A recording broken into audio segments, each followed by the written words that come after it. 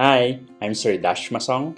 Welcome to my licensure exam for teachers review, General Education Part 6. Let's start. Gen Ed 26, Mathematics, Fractions, Subtraction. What is the difference between 7 over 8 and 1 over 4? A. 5 over 8, B. 6 over 8, C. 3 over 4, or D. 3 over 8? Again, what is the difference between 7 over 8 and 1 over 4? A. 5 over 8, B. 6 over 8, C. 3 over 4, or D. 3 over 8? Pause this video, try to solve it on your own. Go!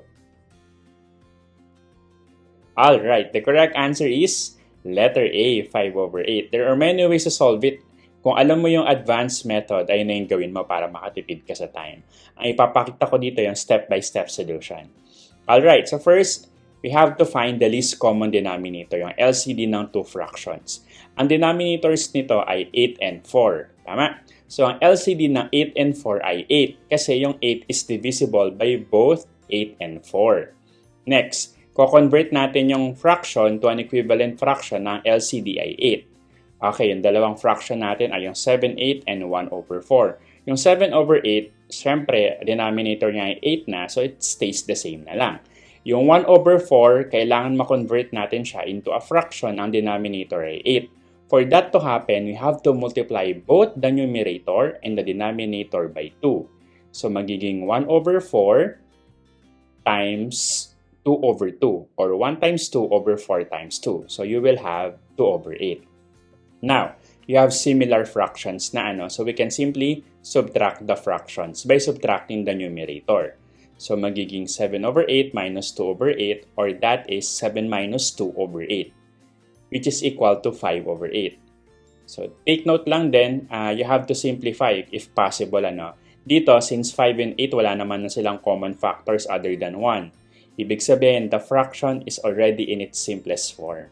So, the correct answer is letter A, 5 over 8. That's it. See you sa next session. God bless. Gen Ed 27, Science, Chemistry, Atomic Structure. What is the particle of an atom that has a negative charge? A. Proton, B. Neutron, C. Electron, or D. Nucleus? Again, what is the particle of an atom that has a negative charge? A. Proton, B. Neutron, C. Electron, or D. Nucleus? Pause this video and try to answer it on your own. Go! Alright, the correct answer is letter C, electron. Medyo madali lang naman ito, Let's recall yung atom. Yung atom, it's composed of 3 main subatomic particles, yung protons, neutrons, and electrons. Yung protons, sila yung may positive charge and are found in the nucleus. Yung neutrons naman, wala silang charge, so neutral sila. And they're also found in the nucleus. Yung electrons, they have negative charge at ito yung nag-orbit around the nucleus in energy levels or shells. Sir, ano naman yung nucleus? Baka nakalimutan ng iba. Yung nucleus, ito yung center ng atom and it contains yung protons and neutrons. Kaya collectively, yung protons and neutrons, ang tawag din sa kanila ay nucleons. Kasi sila ay nasa loob ng nucleus. Pero the nucleus itself is not a particle. Take note of that. That's it. See you sa next session. God bless. Gen Ed 28, Filipino, Panitikan, Awiting Bayan. Ang awiting bayan na naglalarawan ng pamumuhay, tradisyon at kultura ng isang lugar ay tinatawag na blank. A. Kundiman, B. Dalit, C. Oyayi, or D. Talindaw. Again, ang awiting bayan na naglalarawan ng pamumuhay, tradisyon at kultura ng isang lugar ay tinatawag na blank. A. Kundiman, B. Dalit, C. Oyayi, or D. Talindaw. Pause this video and try to answer it on your own. Go! Alright, the correct answer is letter B. Dalit. Sir Dash, nalimot na yung mga awiting bayan. I-recall natin isa-isa. Yung Dalit, ito ay isang uri ng awiting bayan na naglalarawan ng pamumuhay, tradisyon at kultura ng isang partikular na lugar o pamayanan. Ito ay karaniwang inaawit sa mga pagdiriwang at nagpapakita ng mga kaugalian at paniniwala ng mga tao. So bakit mali yung ACD? Ano nga ba itong mga ito? Yung kundiman, ito ay isang awit ng pag-ibig na nagpapahayag ng matinding damdamin. So, hindi ito naglalarawan ng kultura. Yung oyayi naman ay isang hele o awiting pampatulog ng sanggol.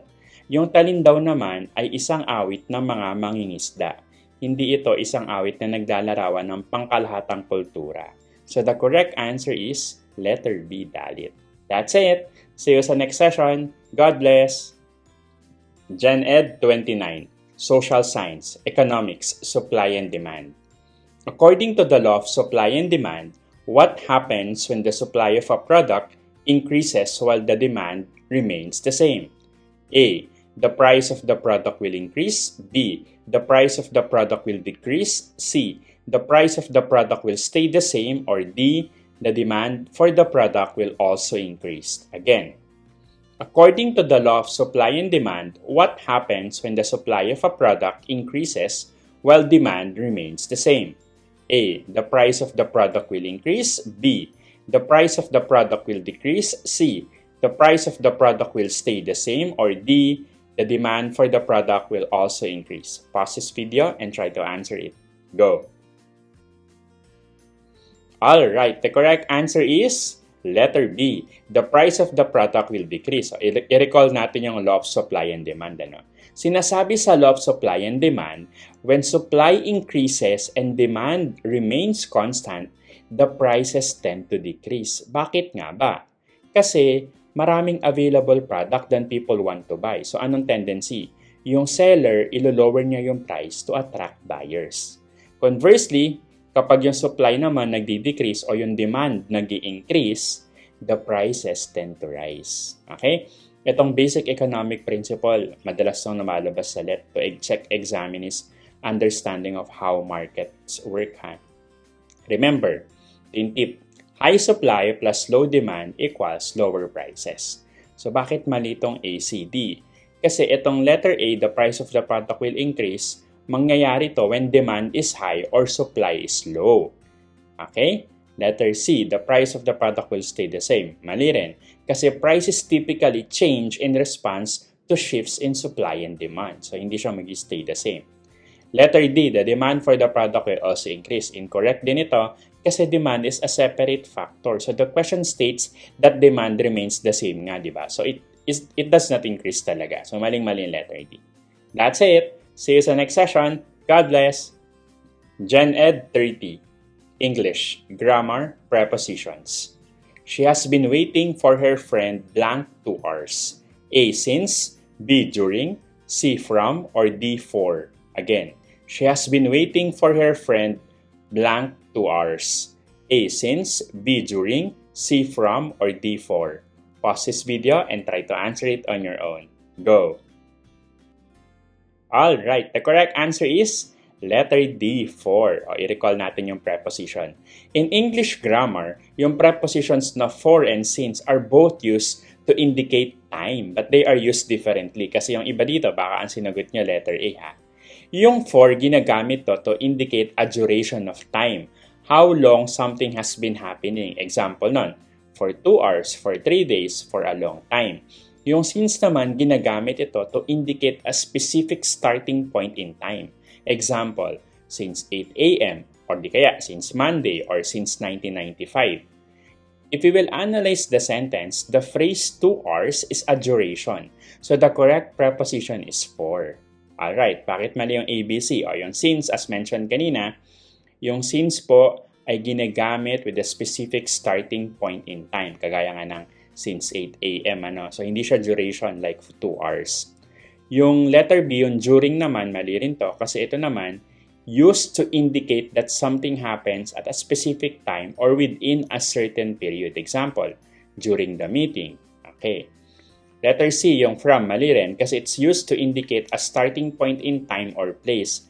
But it does not fit with the 2 hours in this context. So, the correct answer is letter D. That's it. See you sa next session. God bless! Hashtag, sana makatulong. If you want a free digital copy of this reviewer, pinamimigay ko po ng libre. How? Just comment on this video, free reviewer, and I will send you the link. Alright, for more reviewers, please feel free to visit my social media account, Sir Dash Academy. Available sa YouTube, Facebook, and TikTok. I suggest pumunta ka sa YouTube. Hanapin mo sa playlist. Again, sa playlist, gumawa po ako doon ng playlist for this Let Reviewer. So, especially sa taong ito para sa BLEPT. Nandoon, hanapin mo lang. Kinumpile ko lahat. 12 videos na yun nandoon. Also, gumawa rin ako ng specific reviewer for Prof Ed, for Gen Ed, and for specialization. Hanapin mo na lang doon. If you need further review for a certain domain, hanapin mo na lang. Sana makatulong. See you sa next session. God bless!